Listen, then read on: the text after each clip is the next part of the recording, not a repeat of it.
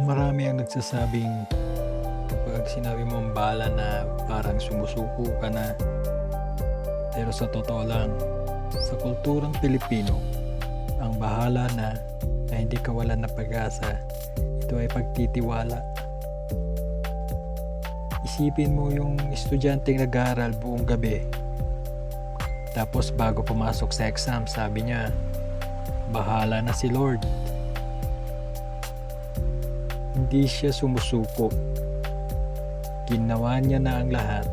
Ang natitira, pinagpapasa Diyos na lang niya. Ganon din ang OFW bago sumakay ng eroplano. Bahala na. Pero dala ang lakas ng loob, sakripisyo at panalangin.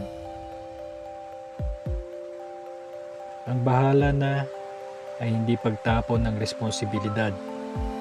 Ito ay tapang na may pananampalataya. Kaya sa susunod na sabihin mong bahala na, alalahanin mo, hindi ito pagsuko. Ito ay paniniwalang may malaking plano para sa iyo. Kaya ano pa ba? Bahala na.